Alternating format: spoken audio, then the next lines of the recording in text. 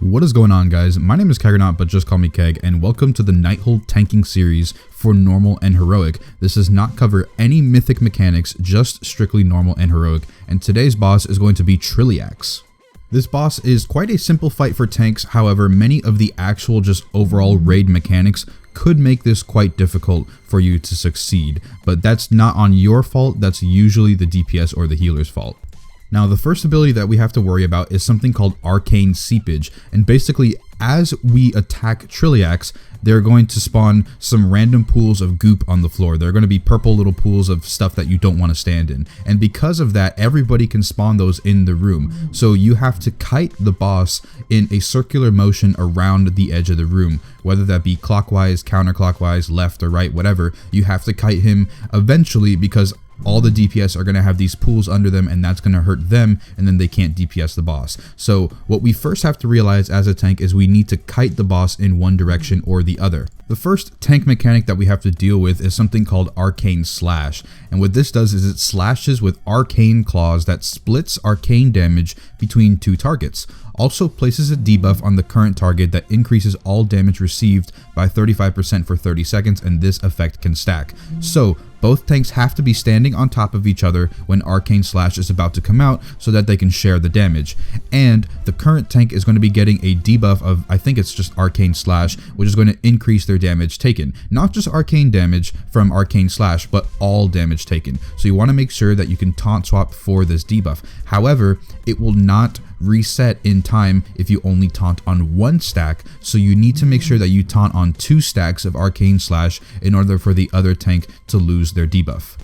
So the main tank's job is just going to be taking and taunting all of the Arcane Slashes and to kite around the room. That's basically what's going to be happening when he's in his yellow phase, the Cleaner. When he switches to his red phase, the Maniac, we have a couple new things happen. So the first thing that the tanks have to worry about is something called Arking Bonds, and what this does is that Trilliax binds targets together, inflicting arcane damage every 0.3 seconds while they are not standing next to each other. Now this has a very clear indicator because there's going to be these like arcane sort of lightning effects between you and your tethered target, which is always going to be your co-tank. So when it's blue, then you're good to go, you're not taking any damage. But when it's red, you're actually taking that damage, so you want to make sure that you guys get close together as soon as possible so you can stop taking the extra damage.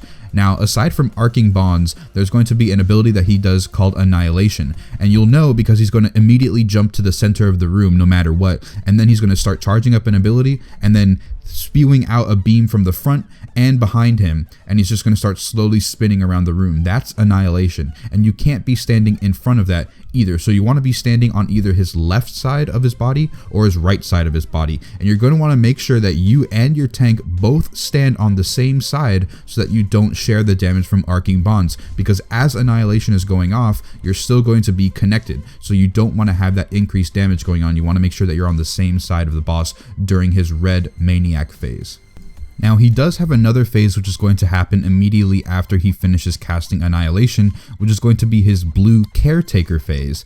And there's really not too many things that you have to worry about here. It's basically just free DPS for a little bit before you guys have to go and take him to the edge of the room when he goes to his yellow phase again. However, what is going to happen is that during the Caretaker phase, he is going to spawn these little robots called Scrubbers, which are just going to start cleaning up all the purple goop that all your DPS started spawning everywhere. You don't really have to worry about these as a tank. However, when they do reach full energy, or they do eat a cake or a succulent feast or something like that, when they reach full energy, they are going to explode and do a lot of raid-wide damage if nobody soaks them. Your DPS and your healers should be able to soak all of them themselves. However, if you spot one as a tank and Arcing Slash is not about to happen, then you can just go ahead and soak one of these Scrubbers yourself, because it's better that a tank does it, obviously, than a DPS or a healer. But aside from that, I mean, if you can take any of the succulent feasts yourself that the boss will spawn around the room, or if you can eat any of the toxic slices as well, that's much better for you